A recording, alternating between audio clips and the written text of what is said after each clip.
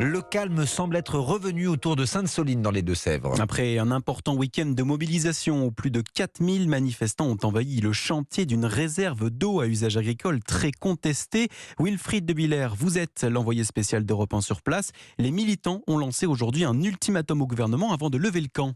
2 semaines dès aujourd'hui pour ouvrir de nouvelles négociations. Voilà la demande formulée par les organisateurs. Benoît Feuillu est activiste au sein des soulèvements de la terre. Ce qu'on dit au gouvernement, c'est que d'ici 15 jours, s'il n'y a pas eu un signe de moratoire, de suspension, de reprise du dialogue sur les projets de méga-bassines, nous relancerons une nouvelle mobilisation nationale pour arrêter le chantier. En attendant, la grande mobilisation du week-end touche à sa fin. Sur le terrain, il ne reste plus qu'une vingtaine de personnes. Mais les symboles de la protestation sont toujours là. Ce fort, comme l'appellent les militants, une palissade de bois et plusieurs tours de vigie faites de poutres et de plaques de tôle. La décision de quitter les lieux a été confirmée après une concertation entre les organisateurs en début d'après-midi.